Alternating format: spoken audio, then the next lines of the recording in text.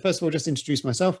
My name is Martin Galpin. I'm one of the directors of Work Positive and one of the creators and co-founders of Deckhive.com. So Deckhive, if you haven't seen it already, is a brand new platform that enables you to use decks of cards in a digital form when you're working online. So we're still very new, still in beta mode, and we are delighted to already have a number of decks available on the card, on the platform for you to be able to use. So you'll see a bit of the session, the platform in action as we go through this session with Candice, and you can ask some questions in the chat as we go, or save them for the end. So we'll make sure we have some time for that.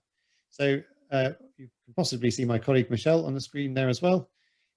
So she'll be here to field any questions in the chat or any problems as we go. And fingers crossed, my internet connection will survive and my computer will survive and I won't suddenly disappear. But if I do, then it will be Michelle who has to step in and pick up from wherever we get to. So there we are. And well, welcome, Candice. It was really kind of you to volunteer to be the very first person to join our Deckhive Introduces session. So we're really pleased to have you here. Now I'm just going to put you in the spotlight so that we can all see you. And just to set the scene, I guess, we're going to be having a number of these webinars over the next few months where we introduce the creators of various decks of cards which are on the Deckhive platform. And so we're delighted to have Candice here today to talk about the nature of emotions, because it's clearly a very topical subject at the moment and an important one for us to be able to have the tools at hand that can enable us to have these kind of conversations with people that are going to add value around emotional well-being and so on. So what we're going to do over the next while is find out a bit more about Candice and her story, and see a bit about the deck and learn about how it came to be and how to make the best of it and use it really in various different contexts. But first of all, we wanted to check in, didn't we, with everybody, Candice, and to get a sense of how everyone's feeling, having just arrived hurriedly, unexpectedly, in a rushed format to the session today. Yeah. So hi everyone, lovely to be here. I'm also hoping my internet connection behaves, coming from South Africa. But yeah, if you can just pop in the chat box one or two emotions you're feeling. I know Michelle's been scrolling through some of them there, or you can use from memory. But just a little check-in before we dive in to see how everyone's doing, since we're talking about emotions. So let's kick off with, and Martin, Michelle, don't think you get to avoid it. We all have to check in.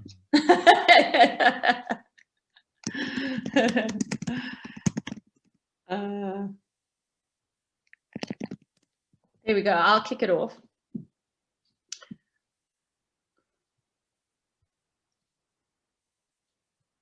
So often we do a check-in, and this is just a simple way. We kind of call it a weather report on the room, if you want, climate report on what's on for everyone. So yeah.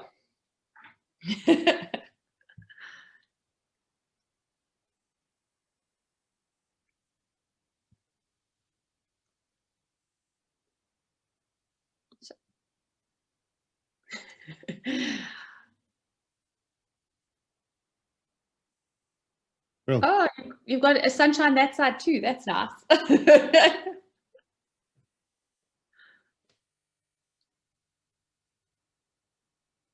Okay. Martin, do you want to, should I just dive in with a little bit of an introduction? Yeah, that's a really good place to start, wouldn't it? Just to kind of hear a bit about you and how you landed up being where you are now with this. But yeah, tell us a bit about your story. Okay, so I was from childhood what we may call now sensitive and deep feeling, but as a child I was called dramatic or drama queen, and always overreacting, let's say, would be kind of the labels as a child. And so I grew up in a very loving and warm home, but I wasn't well educated on navigating emotions. And over time, that just almost exasperated, I think, an incredible capacity for myself to handle emotions, but feeling so much when the barrel of emotions got too big, the result was a very poor handling of emotions, if you want. So it was either tearful explosions or whatever. So that was sort of my background as a person. And through teaching, so my background's, I've got a business degree, but I then went on to do postgrad in teaching. And through teaching in South Africa, I landed up a co-ed school set in literally a nature reserve. We would spot wild dog, have to move the little kids where we walked because wild dog had killed a buck on the way to school, and the littlest ones couldn't walk on their own. So wild dog aren't really a danger to bigger people, but little grade R's or age 5 or 6. So it was really in nature. And it also went all the way up to graduating your A levels equivalent. And the result was that I noticed, although fairly recently, so we're talking 12 years ago, corporal punishment had been outlawed in South Africa, I felt the mindset remained. So although children weren't being hit, they were being detentioned with that mindset. And my journey was like, there has to be another way. We are policing that the teenagers aren't in the bushes, and yet the consequences for them being on the bushes in a country like South Africa is often HIV or pregnancy. And I was like, they will deal with those consequences for the rest of their lives. Surely we can help them recognize that, as opposed to just punish them where they see what they're trying to avoid as us and not the consequences. And so it really got me thinking and exploring for myself, which led me to the discovery of emotional intelligence. And once I discovered it, I absolutely felt like it was, I used to joke, the user manual to being human. I suddenly felt like everything I'd learned in terms of a mind space and understanding personal growth and self-help was transformed when I understood the emotions behind it. And so I chose not to continue teaching, and rather stepped away to train teachers, parents, educators, leaders in understanding emotional intelligence and how it impacts our lives and how we lead and how we connect and how we coach and mentor.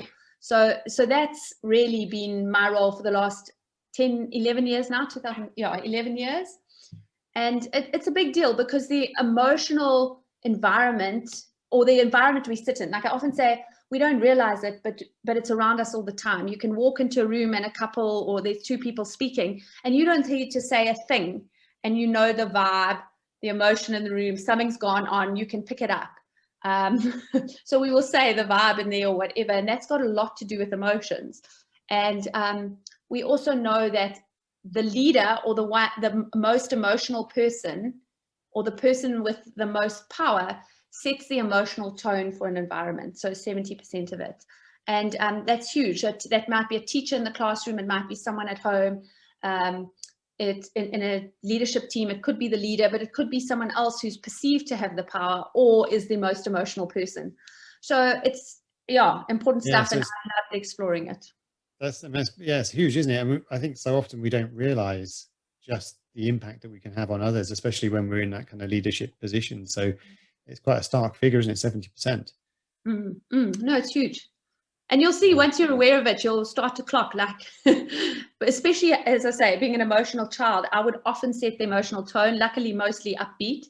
But when you can see you fall apart or something else, it affects everyone around you. They call it emotional contagion. So you've had quite a journey to get where you are now, and you've created this deck. Michelle's kind of moving a few cards around, or can show a different table on Deckhive here where we can see a few of the different cards. Do you want to kind of talk us through kind of what we're looking at and what it's all about? So really, the building blocks, if you want, for the very awareness of emotional intelligence, like learning your letters before you can read, is emotional literacy, and that comes with knowing what you're feeling. And so this deck was a way to do that.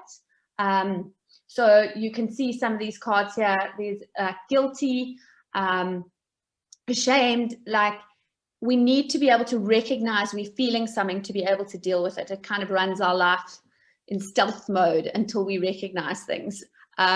So what I sometimes say is that emotions are like messages you send on WhatsApp that don't get delivered. They don't get that second tick if you don't pay attention. And so this deck was created as a way to do that, as a tool for people to connect in with emotions. And I really like the connecting or tying that relationship to nature. So yeah, that's really the simplest of the motivation behind it. And actually the key thing I felt was there's research showing that tree bathing's good for you, as the Japanese call it, like a meandering through the trees.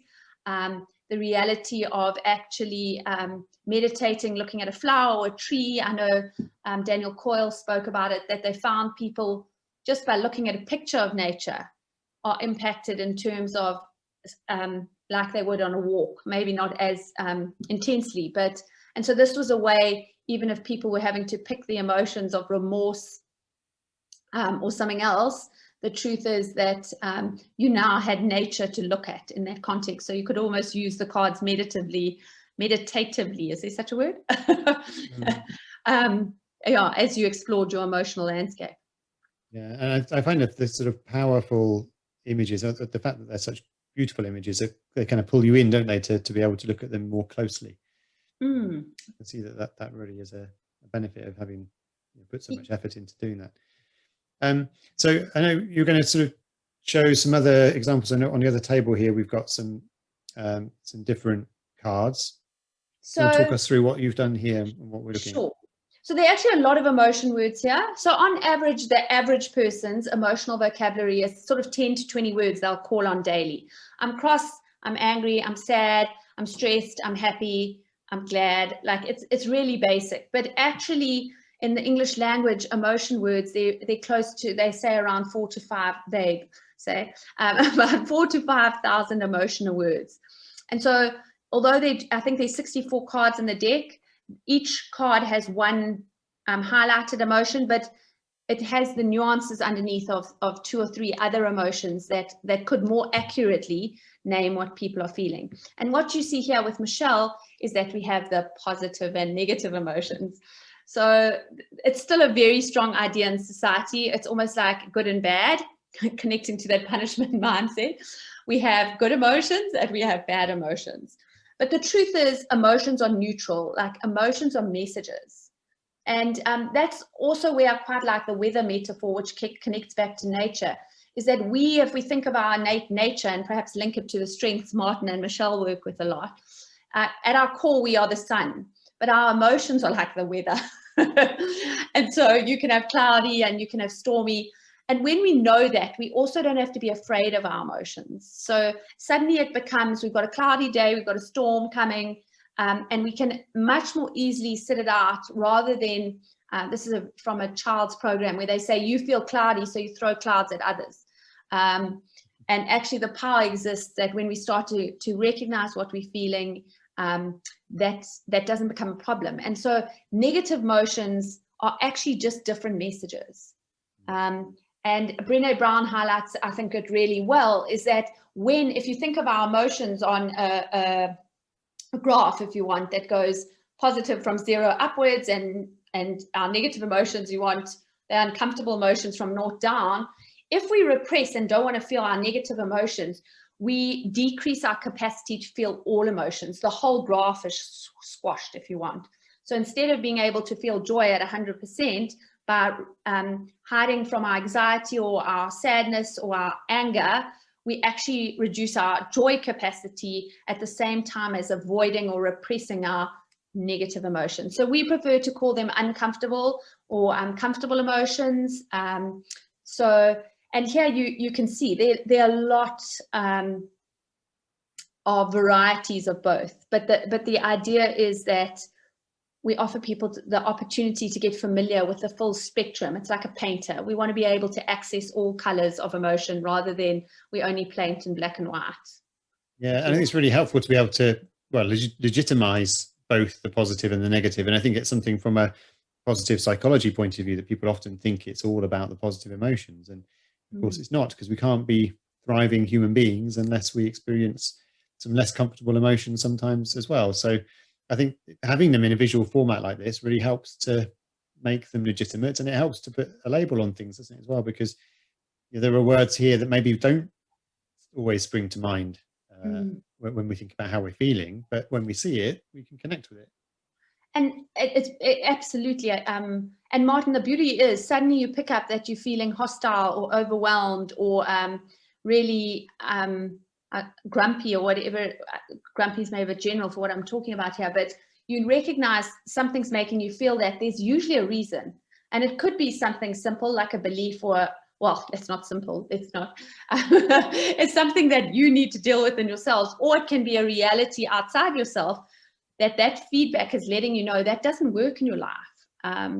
A key thing for me about emotional intelligence was, people say they value things, but does your life reflect that? Can I look at how you spend your time, your energy, your effort, and is it aligned with what you say is important in your life? And emotions can really help us pay attention to that. Like, are we living what we say is important? Because emotions tend to often reflect back to us the truth of our very soul's hearts, if you want.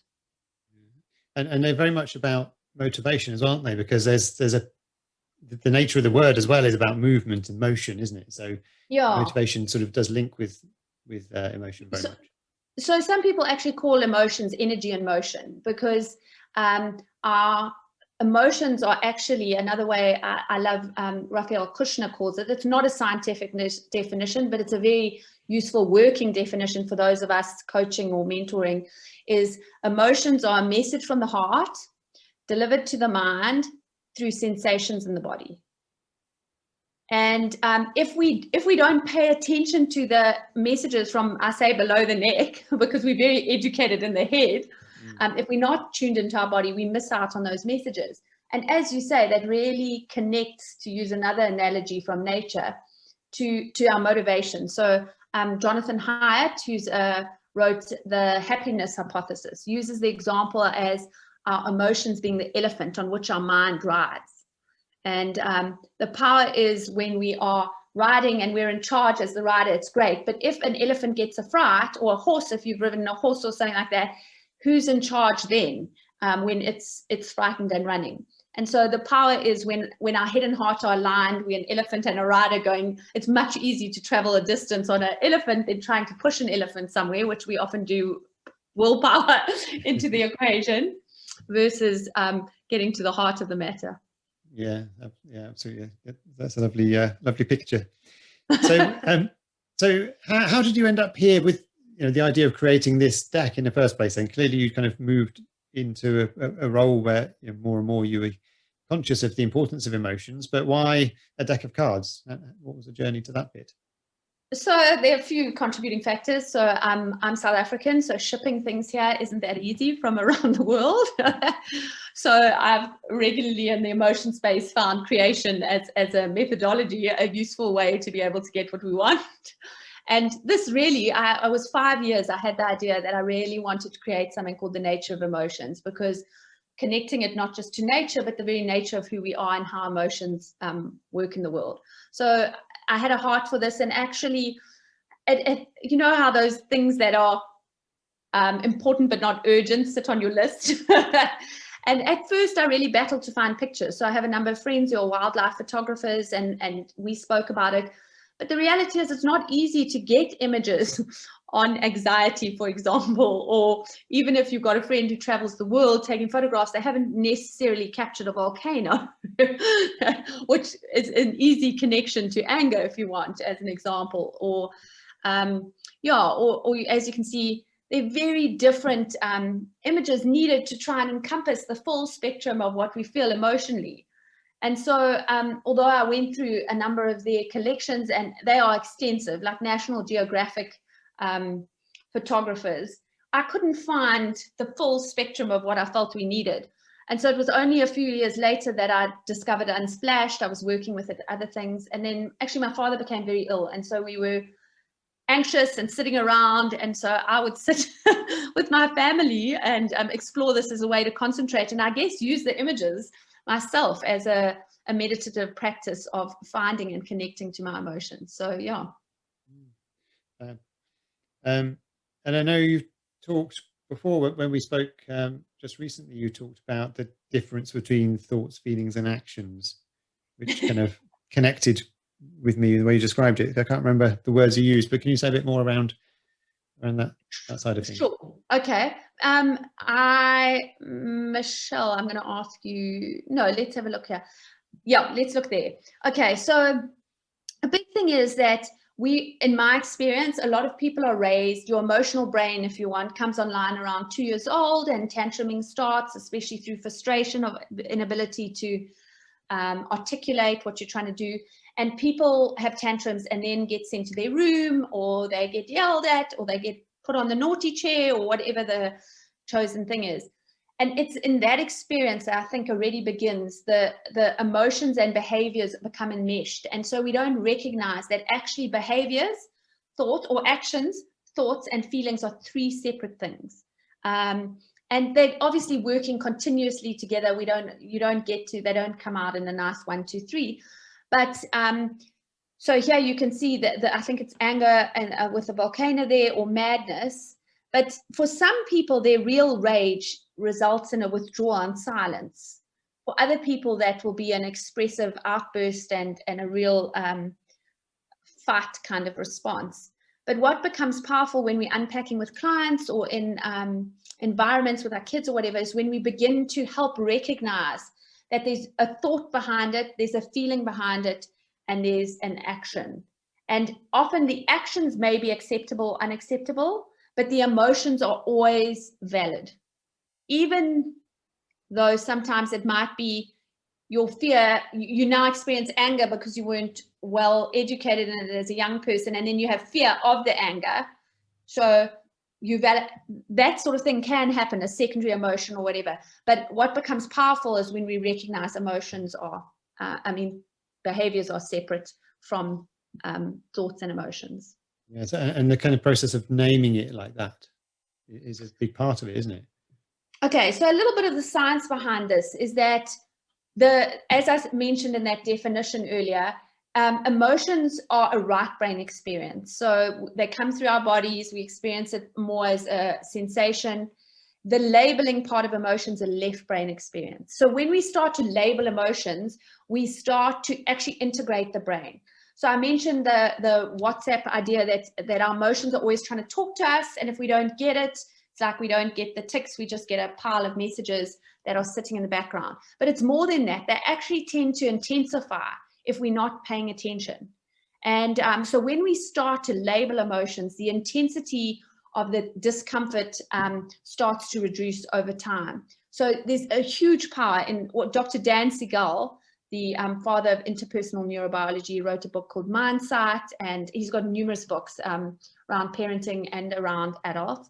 But he calls it name to tame, the experience of naming our emotions to tame them. And that's not to say in the middle of a fit, you can say I'm angry and it dissipates it, but it definitely starts to help recollaborate and integrate the brain. So yeah, very powerful experience.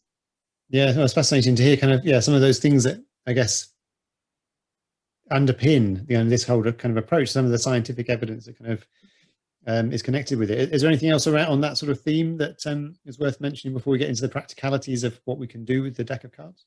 Yeah, I think also for me, it's powerful if you've got a client or you're working with your kids or even yourself to take a moment and actually be meditative with the images, because there is a lot of science behind naming things, the check-ins but also there was an intuitive aspect of this in my own joy and pleasure of connecting the images to, if you want to say, the energy of what I felt those emotions were. So if anyone knows the lion there, that's clearly not an annoyed lion. That's a yawning or roaring lion.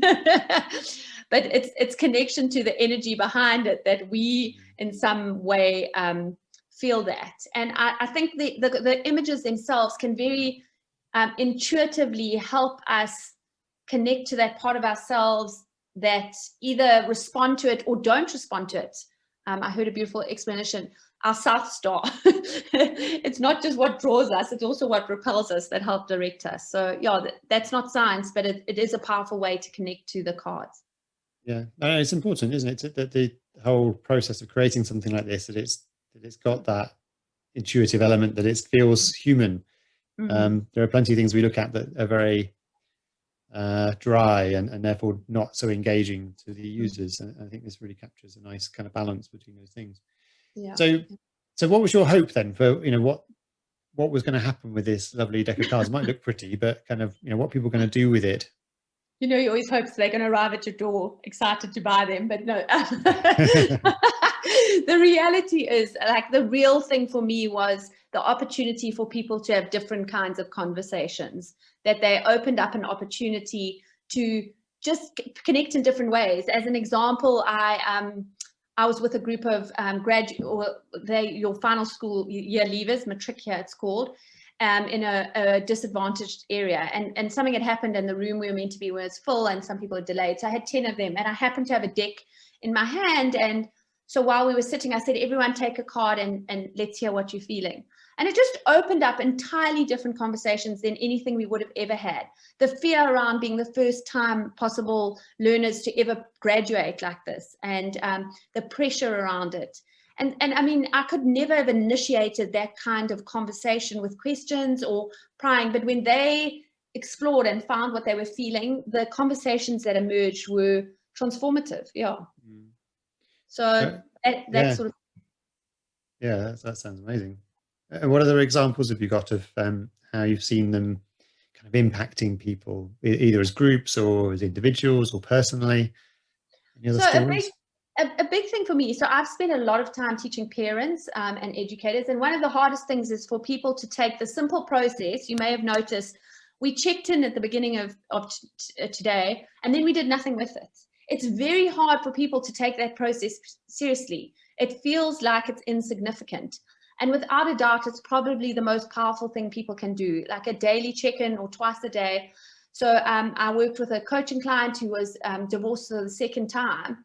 And I just asked him, like, daily check-in, and he had cards and he had a chalkboard. So he would just jot down 2-3 emotions, and then next day that. And he actually did the process. Like, he's not somebody who would normally have engaged in something like this, but times were trying, and he was willing to try, and he followed through. And years later, my husband was at a table, and they came up what I do, and he said, "Your wife's not Candice," and he said yes. He said, "That process changed my life. Like, it literally saved my life in a time that was so difficult." And so I find one of the hardest sells is people don't believe such a small thing can make a big difference. My own domestic worker's son was 8, and she was having a lot of struggle with his academics and relationships around the family. And I just gave her a set and said, "Do this." And he passed end of the year first in class, and she accredited the process of just being able to process daily. So you don't have to wait for explosions or overcoming emotions. That daily check-in just allows the messages to be delivered in small doses. Mm. Mm. Wow, it's amazing, isn't it, when you've created something that's been a labor of love, I'm sure, to choosing this many photographs and attaching them to these emotion labels. That's a pretty time-consuming task, isn't it, to then get those kind of feedback from people and hear that it's had an impact. No, it's huge, and that's the power. You want to hand that over to others so they can do the same for other people. I mean, I was thinking while preparing for this, there's a lot of things coaches may be doing with their clients already, or facilitators, but you can ask the same question and then just explore the emotional answer to that, and you'll get a whole different download of information from your clients or your teams, and that in itself, it doesn't require anything new except to engage with what are the emotional messages within the work you already do. Yeah, it's just a different kind of lens, isn't it, to look at the world through, to connect to that side of us. Yeah, yeah. And it's very powerful when somebody else is helping you to do that and to start you off on that process of asking those questions, I think, because they're not questions necessarily that we are attuned to, like, the younger version of you who was experiencing the emotions but not necessarily understanding them in quite the same way. So yeah. So when it comes to the practicalities, then we now have an opportunity to use the digital version of the Nature of Emotion deck. So we have them in Deckhive. What would be your advice to anybody who's looking at this, thinking, well, I'd like to integrate this to my coaching or to my counseling work or my work with, whether that be with adults or with children? Any suggestions about the kinds of things that they might like to give a try to over the coming days and weeks? Yeah, so I'm going to ask everyone in the group if you can just put like maybe your first or second, who do you work with the most? Who are you interested in? Is it teams? Is it leaders? Is it family? Is it parents? Like, what do your clients look like? And because that in itself, just I can speak different stories that are more relevant. So if you don't mind popping that in the chat box, that's amazing. And then we can speak into that space more. So obviously you can hear I'm going to go on and on about check-ins because if you are the leaders, you in a sense are leading that. And I do know, I heard somebody, which is unusual, say that they had teams do a check-in, and this was not with my product, where every day the leaders had their names on the boards and they would put their emotion underneath it, but the teams had to get together in a circle and decide which emotion represented where everyone was every day, which has the double bonus of forcing them to have the conversation. So I'm joyful and you're irritated or stressed, like what represents that? So they then aware of each other. So that's a simple but very powerful process for corporates or teams. The biggest thing you've got to, again, really get that buy-in. But that helps process anything. So then I want to say is a powerful thing as well is, and that's applicable in the classroom. For children daily to do a check-in, it just lets you as a teacher, you clocking things in a different way when a child's arrived and they've chosen angry as the emotion before the day starts. Because when you're teaching them and they appear like their behavior is out of sorts or they seem difficult, it's huge when they suddenly actually recognize what they're feeling, or you recognize what they're feeling and how you respond to the behaviors that are coming up, again, because we know the emotions and behaviors are different. And we talk about in our work, and I'm going to go back to brain science again quickly, is that when the emotional brain is soothed, it's seen and soothed and made to feel safe, actually changing behavior becomes less of an issue. Because that calms everything. We often, what is seen as poor behavior from people is actually I'm in struggle, which I imagine a lot of you are aware of based on what you do and the fact that you're here. So ways to use the cards beyond the check-in. So one simple process that is fantastic to use and very simple, and I credit 6 Seconds with, who I trained with, is called FOG. So the F stands for feelings. So that first process is anything that's happening, you start with validating the feelings. So this might be an individual, a group, a family. It worked amazingly. I had a friend, well, she's not actually a friend, she's a client first, but she's become a friend. And she had their son was dealing with marijuana issues, was still at school. And so I met with her and her husband, and this is the process they used a lot around working with him and as a family going forward. So you can do this as an individual with one person, or you can do this in a group. So you validate the feelings. So that's your first thing. You want to pull out the cards or the names or the whatever of what people are feeling. And again, it's validation. You don't have to dive into why, you don't have to, you just need to label the emotions. And people can put that in the space. Once you've validated the emotions, you actually are not going to the O of FOG yet, you're going to the goal. So I joke often, this is like calling an Uber or calling a taxi. You need to be clear on where you are, and then we insert the destination of where we're going. And then we get to pick the route. So the second part of FOG actually is the goal. What is everyone's intentions in the space? And it's often, you can put thoughts in that space, you can put actions in that space, or if people are stuck, you can put feelings in the space. How do you want to feel at the end of this? And you can put all 3 in that. So what is the goal, and how are we going to transform ourselves or the organization or the problem or whatever it is to get to there? And so then you go to your O in the middle, which is you're exploring options. So it's all about options. You're going to explore what options are available to us. And suddenly now you can look at options, and do they move us towards our goal or away from it? And so it's a very simple process that's very powerful in making choices, in conflict, it's very flexible in how you can use it. So that's one way. Yeah, I can imagine, having an emotional context for goals is really important, because there's something about the goal setting process, I think, generally, that is very rational, isn't it? It's kind of, what do you want to achieve in your career, and what outcomes do you want to have ticked off your list? And I think not so often we stop and think, so how do we want to feel after we've done those things, and why are we doing them in the first place? So having a chance to think about how we feel now, and also how do we want to feel later, is a really important question, because I think too often people get to the end of their lives and then that's when they have the regrets, because they haven't focused enough on what it is that they wanted to feel through we their, see, I think you're spot on there, Martin. And also we see people achieving goals and then it just doesn't give them what they were looking for, which is often because they were looking for the emotions around it and they were attached to thinking that would give that to them. So yeah, it is a nice aspect to include in goal setting. So I like the idea of going through fog to get some clarity. That's nice, isn't it? I like that. Any others you were going to share? Yeah, so you can use that for clarity or for conflict resolution, or as you say, goal setting. The other one I wanted to just share is to mine for information.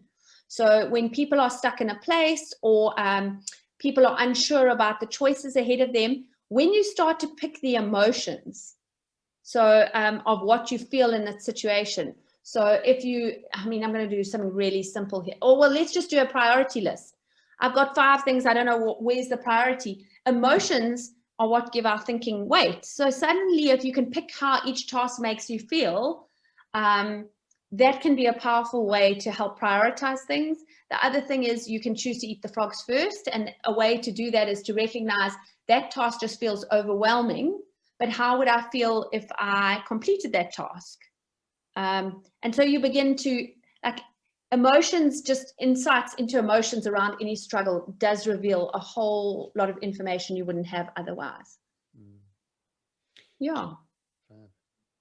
So I guess that might be a good time to see if anyone's got any questions. But while people are thinking about that and adding them maybe to the chat, so we can come back to those, it's probably worth mentioning that when people were buying access to the Nature of Emotions deck on Deckhive, then there are some resources already available, aren't there, in terms of giving people some guidance about how they can use this. So clearly, we've talked through some of that today, but you've got, and how many cards are there in total in your deck? How many emotion cards have we got? 60 something, isn't it?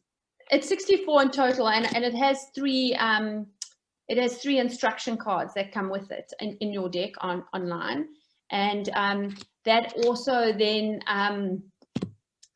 there's a podcast that I did some time ago. And so that's especially about emotional literacy, like how do we build our awareness of emotions.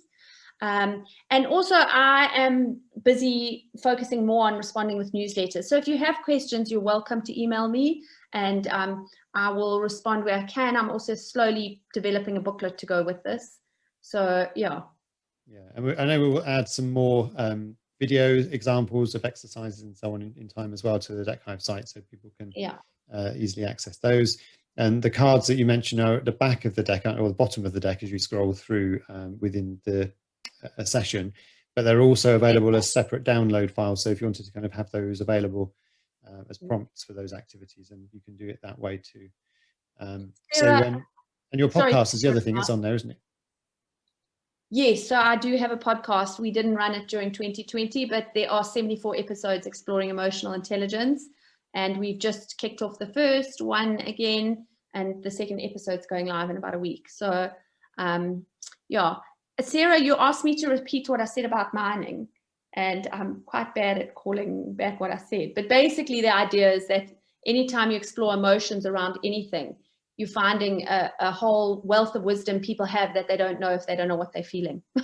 So that whole idea of really understanding the emotion behind where they stuck, or there's resistance, or there's excitement. Yeah, you just put emotions around any questions, and you will find people know way much more than they think they know when you bring in the emotions behind it, because they're very revealing. Brilliant, thank you. And I was trying to write as you were speaking, but actually Michelle putting the priorities up. I'm assuming it was Michelle doing that. Either that or Martin is very good at multitasking. Yeah, that gave me some clarity on what you were saying. I was trying to translate it in how I normally deal with it versus the language you're using to try and make sense of it, which I now have done. Thank you. Okay. All right, no problem. Thanks, Sarah. Any other questions at this point? While we're waiting if any others come in, now I have to admit I can't actually see everybody else on the session at the moment, so I'll have to see if I can change my view to do that. Martin, I want to give just one more thing, if I can interject. Sure, yeah. So one other thing that I guess a check-in is doing at some level is what I call an emotional dump, which is a bit like a brain dump, you know, where you just empty your mind to get all it out before you organize it. There's real power in encouraging people to do that, especially when they're new to this. And a big part of that really is new clients to this, I will always ask them to pick 10 emotions, because once they've got 3, they think they're done. But, and I would encourage them on the decks. So often people only, if you can pull a card, highlight a card, Michelle, they'll only go to the top emotion, but actually the power is in checking that none of the other 2 or 3 are more accurately labeling what's going on. So, and that is also important. So, yeah. Good tip. So we have a question from Claire. Yes, a lovely question. You read it, Martin. Yeah, so do you have any advice on how you would move people forwards through to how they might like to feel? So what would the process look like for you? So that's a powerful thing itself, to just go, I'm feeling this, and how would I like to feel? That in itself will start to shift people. I do find the longer I've been doing this, the more I am less inclined to like move people. That sounds awful, but actually emotions are weather path systems. They're moving anyway. If we pay attention, they're going to move on. And sometimes there's some backlog, if you want. So that's what comes up. But when we stop being scared of emotions, like a big thing is trying to stop being scared of emotions, so that when they come up, we don't make, I think we get very scared they're going to stick around forever. Specifically the uncomfortable or negative emotions. But the power is that sometimes it's just to feel that. So a process I use, which I hadn't intended to share, but I'm very willing to. And again, there's a podcast, I think it's actually labeled Emotional Adventuring. So our podcast is called EQ Evolution. And I call it Emotional Adventuring. I think in NLP or other things, they use it a different name, but I just discovered it of my own working with kids who are very right brain.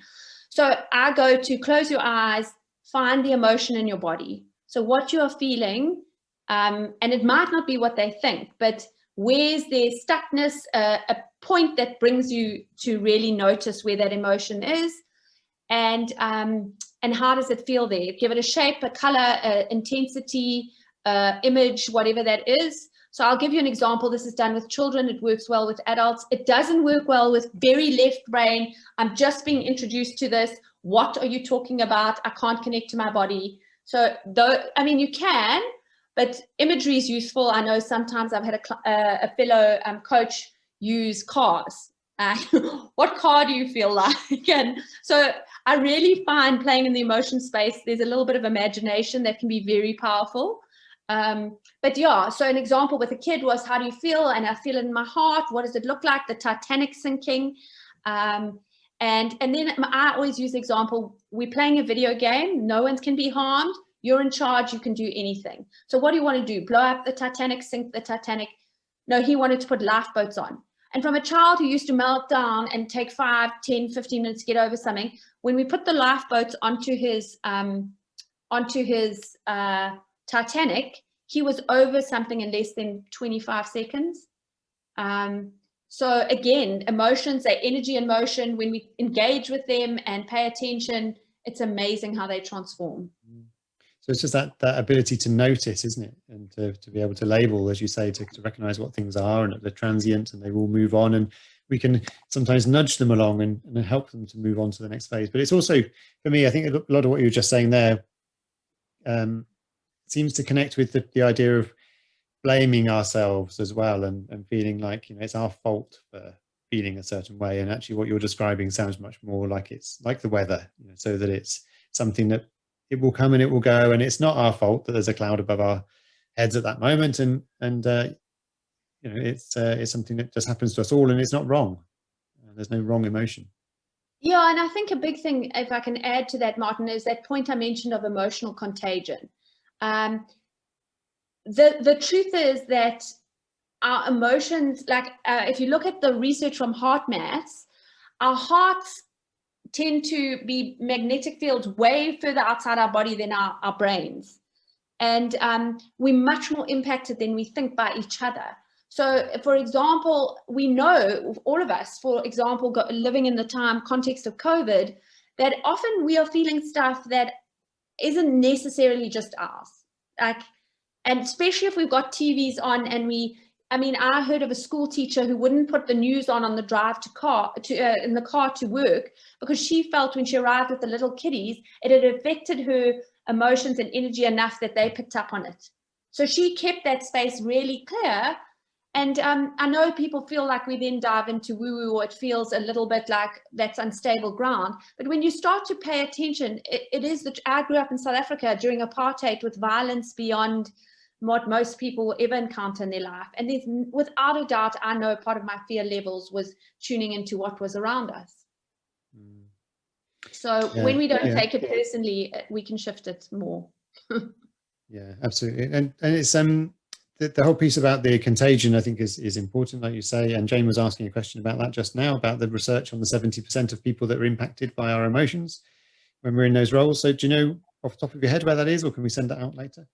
I actually don't know off the top of my head exactly where it is, but I got it from 6 Seconds. So 6 Seconds are a company that specialize. So I originally did my training with them in Singapore. They're on a mission to get 1 billion people practicing emotional intelligence by 2030 or something. And so they have a lot of articles, a lot of research-backed stuff. They will, you can research, I think you can Google, you can search their database and it should be there. Otherwise, I will see if I can find that for you. And then also somebody asked me about the author on emotional intelligence. Dan Siegel has a number of books. He's not specifically emotional intelligence. He's interpersonal neurobiology. So that is how does your relationships impact your brain? Yeah, fab. It's good to have these options where I have to go and look at this in a bit more detail, where people want to follow up on it. And of course, maybe in some ways the best thing we can do is to practice and to try and use some of these activities, use the cards, the beautiful cards on the system, and experiment and see how that can add value to the sessions that we're running with people. Yeah, if I can give a challenge to everyone, is to actually for yourself set a reminder on your phone or note, whatever, and once a day for 10 days, just do this and notice what you discover, because suddenly you can speak in an entirely different resonance to your clients about it, because you will already have learned and seen things you may not have otherwise learned. So yeah, and it's a wonderful way to be able to do that. Yeah Great. Well, thank you. Well, let's just to clarify a couple of points around Deckhive before we finish, in terms of how that process can work. So I should just clarify for those of you who don't know, there are a number of decks of cards on the Deckhive platform, and so the nature of emotions is one, and yeah, hopefully very useful for you. And there are a number of others too. So we have those that are in our library. So if you go to the Deckhive site, that's where you would find the nature of emotions deck, is in the browse library section. You can see the other decks that are there at the moment. There are others on their way all the time. So there are a number in the pipeline. But we have Liminal Muse just added last week, which is a picture deck. And we have some cards on appreciative inquiry, organizational development, positive organizational development, and our own strengths cards and good question cards. So there are a number there, but the key thing is with these, whenever you buy a deck, it's just a one-off purchase to get access to the content, and you can then use it within the system. You will need guest passes with our current model to invite people in a real-time interactive session. So what you've just seen on the screen here was Michelle controlling those cards, but actually if we were doing this live in a coaching session or a team session, we would share a link with those people we want to invite, and they would come and join us in the session, and they could all move the cards around too. So they have that control and autonomy and to be able to fully interact with this in the way that the cards are designed to be used.